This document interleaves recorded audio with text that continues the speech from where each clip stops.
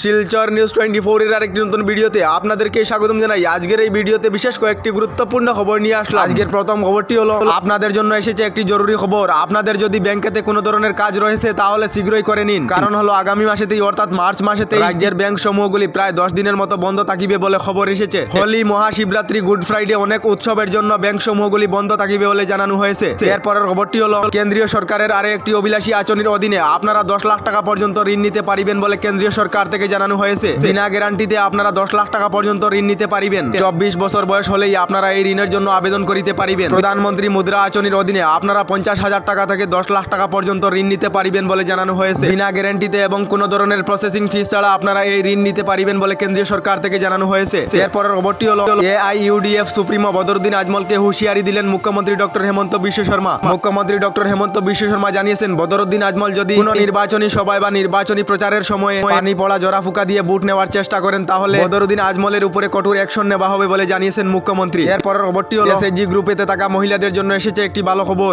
আত্মসহায়ক গোষ্ঠীর মহিলাদেরকে যে লাখপতি বাইদেহ আঁচনির পত্র দেওয়া হয়েছিল সেই ফর্ম জমা দেওয়ার অন্তিম সময়সীমা দেওয়া হয়েছিল 2, 3, 4 মার্চ পর্যন্ত। এবার মুখ্যমন্ত্রী ডক্টর হেমন্ত বিশ্ব শর্মা ঘোষণা করেছেন 6 মার্চ পর্যন্ত মহিলারা ফর্ম জমা দিতে পারিবেন। এরপরের খবরটি হলো মুখ্যমন্ত্রী ডক্টর হেমন্ত বিশ্ব শর্মা এবার ঘুষখোরের বিরুদ্ধে কঠোর হয়ে পড়েছেন। মুখ্যমন্ত্রী ডক্টর হেমন্ত বিশ্ব শর্মা জানিয়েছেন যে সকলেরা যে কোনো ক্ষেত্রে ঘুষ নিয়ে থাকে তাদেরকে এবার গ্রেফতার করা হবে। অর্থাৎ যে কোনো কাজকর্মে যে কোনো ক্ষেত্রে সরকারি কর্মচারী হোক বা বেসরকারি হোক ঘুষ নিয়ে থাকেন তাদেরকে যে কোনো প্রক্রিয়া গ্রেফতার করা হবে বলে জানানো হয়েছে। এরপরের খবরটি হলো বর্তমান সময়ে আমাদের দেশের মহিলারা কোনো জায়গাতেই সুরক্ষিত নয়। মহিলারা পুলিশ কাস্টাডি অর্থাৎ থানাতেও সুরক্ষিত নয়। NCRB'র তরফ থেকে একটি রিপোর্ট এসেছে। রিপোর্টে জানানো হয়েছে মহিলাদেরকে পুলিশ থানায় সেক্সুয়ালি হ্যারাসমেন্ট করা হয়। মহিলাদেরকে অনেক অভিযোগে গ্রেফতার করা হয় বা জেলে যেতে হয়। মহিলারা জেলে বা থানায় যাওয়ার পর মহিলাদের উপরে যৌন নির্যাতন চালানো হয়। এমন অবস্থার 275টি কেস হয়েছে বলে NCRB'র তরফ থেকে জানানো হয়েছে। পরের খবরটি হলো বর্তমান সময়ে আমাদের দেশের মানুষের খরচ ডবল হয়ে গিয়েছে বলে খবর এসেছে। একটি সার্ভে অনুযায়ী জানানো হয়েছে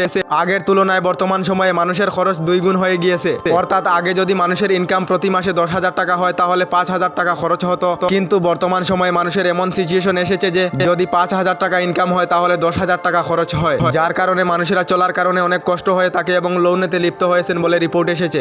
এরপরের খবরটি হলো অরুণোদয় আঁচনির টাকা পাওয়া রাজ্যের লাখ লাখ মহিলাদের জন্য এসেছে একটি জরুরি খবর। অরুণোদয় আঁচনির টাকা পাওয়া মহিলারা অরুণোদয় আঁচনির টাকা ফিরিয়ে দিতে হবে বলে জানানো হয়েছে। অরুণোদয় আঁচনির টাকা পাওয়া মহিলারা সকল সাবধান হয়ে যান। এবার আসাম সরকারের কাছে 1,65,000 মহিলাদের লিস্ট রয়েছে। 1,65,000 মহিলারা অরুণোদয় আঁচনির 1250 টাকা প্রতি মাসে লাভ করে থাকেন। তাদেরকে সমস্ত টাকা ফিরিয়ে দিতে হবে এবং তাদের অরুণোদয় লিস্ট থেকে নাম কর্তন করা হবে। আসাম সরকারের কাছে 1,65,000 মহিলাদের লিস্ট রয়েছে। এই লিস্টে রয়েছেন যে সকল মহিলারা ভুয়া ডকুমেন্ট দিয়ে অরুণোদয় লিস্টে অন্তর্ভুক্ত রয়েছেন এবং সরকারি চাকরি থাকা পরিবারের মহিলারা এবং ধনী মহিলারা তারা টাকা ঘুরিয়ে দিতে হবে এবং 1,65,000 মহিলাদেরকে অরুণোদয় লিস্ট থেকে নাম কর্তন করা হবে বলে আসাম সরকার থেকে জানানো হয়েছে।